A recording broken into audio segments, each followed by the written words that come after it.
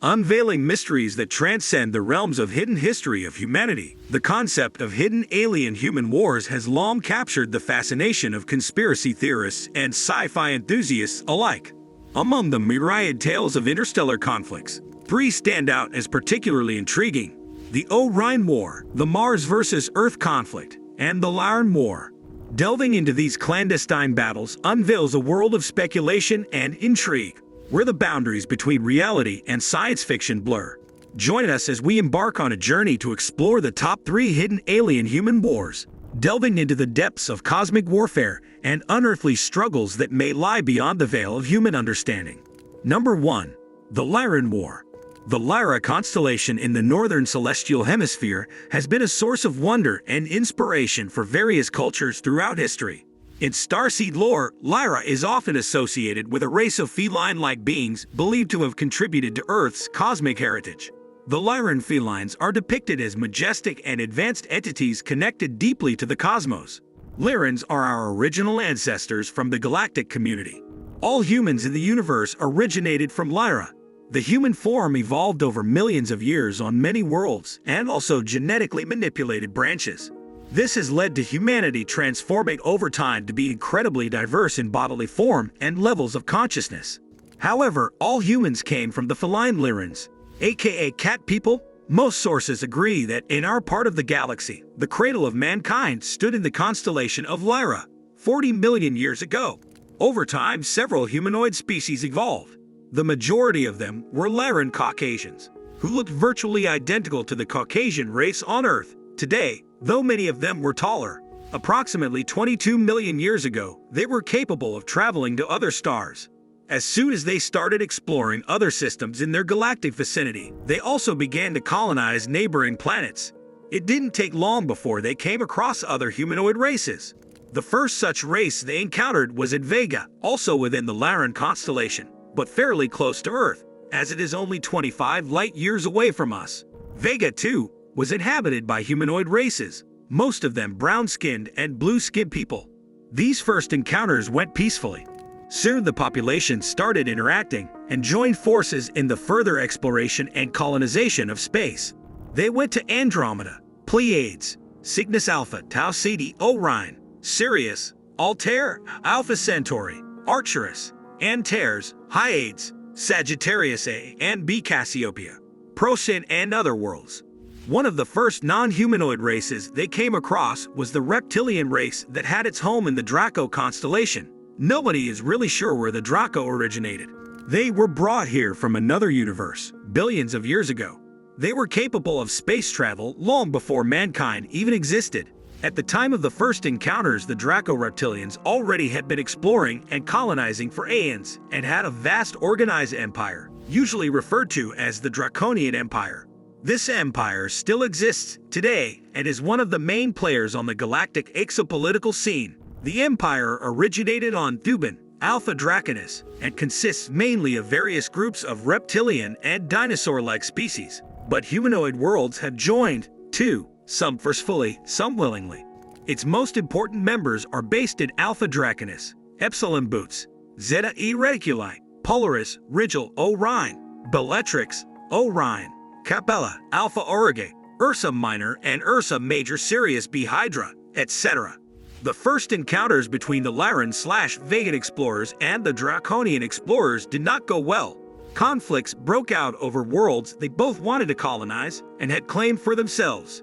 It was in the Ring Nebula that the first fights broke out. Things then came to a dramatic escalation when the Draconians engaged in a full-force attack upon the Lyran home planets and destroyed several of them, killing millions of Lyrans. At that time, however, the majority of Lyrans had already emigrated to other worlds. They vowed to retaliate. Number 2. Oine War. While the first encounters and first conflicts between the two species took place in the Lyra constellation, it was Orion that would become the main stage for their altercations. The worlds of Orion, at that time, were inhabited by various groups of Lyrans, Vegans, and Reptilians. The Greys only came much later.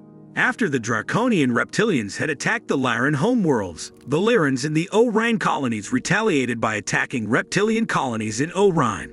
Of course, the Draconian Reptilians responded. By that time, however, some humanoid, mainly vegan races had already started cooperating with reptilian races because they found they shared a common agenda of space exploration and colonization.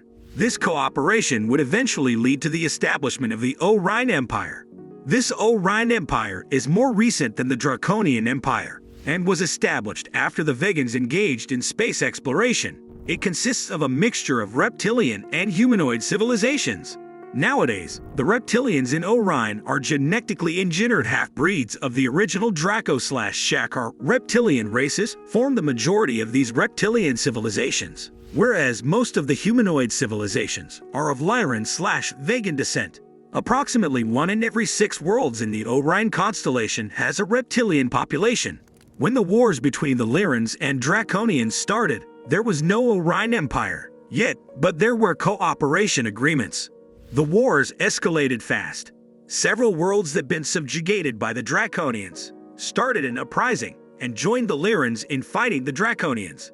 This joining of forces would lead to the foundation of a federation of planets, whose members stood united in fighting the Draconians. The Federation still exists today and still is one of the main players.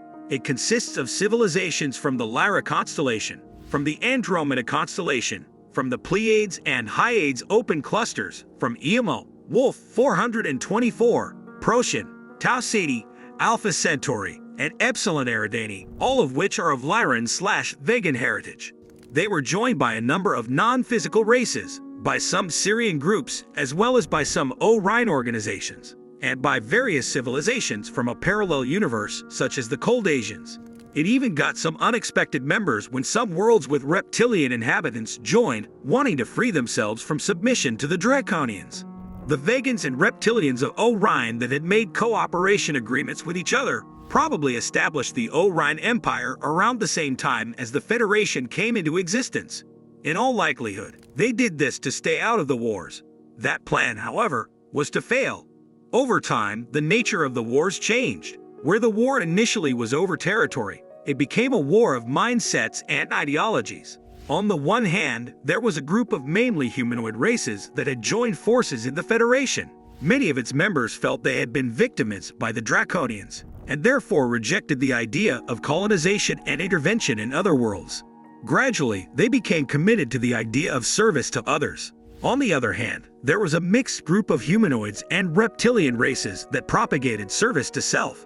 In this ideology, the Draconian and Oine empires found each other as like-minded, and this would lead to their joining forces. Since then, they are often referred to as the Oine/Draconian empires. Initially, the philosophy of service to self implied that when everybody takes care of him or herself, then the whole is taken care of too. But gradually it changed into service to self, if necessary at the expense of others, which resulted in victimizers and victims. The victims and their allies, who had joined forces in a federation, started looking upon the victimizers as evil, while they started seeing themselves as good. As a result, the wars got polarized and ended up being wars of duality, even though things didn't start off like that at all. Now history is filled with examples of how a polarized conflict can never be resolved as long as the polarities remain. It was no different in the Oine Wars that lasted for aeons, but where no breakthroughs by either side would ever be lasting. Number 3. Mars vs. Earth. Moving closer to home, the alleged conflict between Mars and Earth has that planet's people, who were already on a downward slide, and many of whom were from the defeated reptoid lineage who had fled there from Earth long ago, were easily seduced by the dark men from Oine and quickly embraced their ideals of service to self, technology, and control, giving up their freedom in attempt to gain some sense of power over their deteriorating circumvent planet's people, who were already on a downward slide, and many of whom were, but the yearning for that type of power and control is a vicious cycle that only leads to wanting more.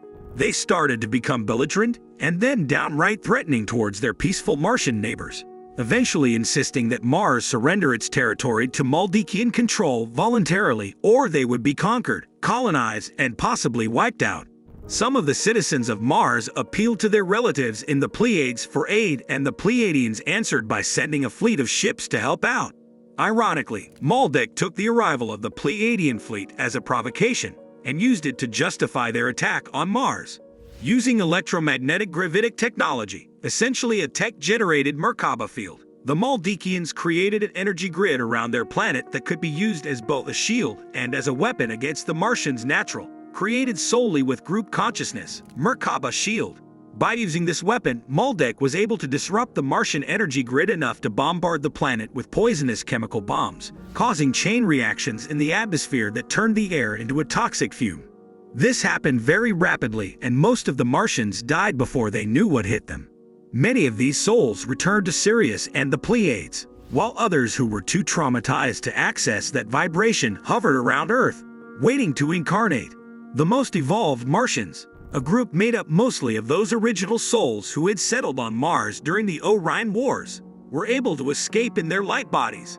In retaliation, the Pleiadian fleet surrounded Maldek and bombarded it with energy beams that began to destabilize the Maldek energy shield.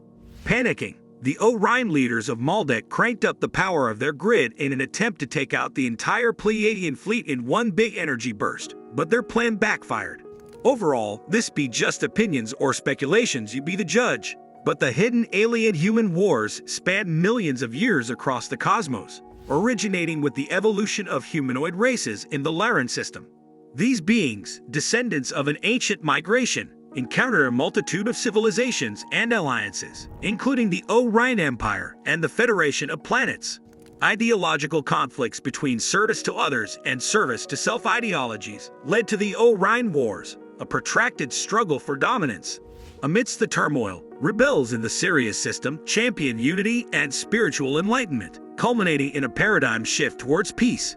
However, challenges persisted with the emergence of the Anunnaki, a hybrid race, and the Living Libraries Initiative, which sought to preserve genetic diversity. Despite periods of harmony, the stage was set for new conflicts, shaping the ongoing saga of cosmic evolution. As we conclude our journey into the realm of hidden alien-human wars, we are reminded of the enduring intrigue and fascination surrounding these tales from distant corners of the cosmos. While the mysteries remain shrouded in speculation and debate, they serve as a testament to humanity's insatiable curiosity about our place in the universe and the potential for extraterrestrial interactions throughout history. Whether rooted in fact or fiction, the exploration of these narratives invites us to contemplate the vastness of space and the possibilities that lie beyond our comprehension. As we continue to gaze into the stars, the quest for understanding and discovery beckons, offering a glimpse into the infinite expanse of cosmic secrets yet to be unveiled.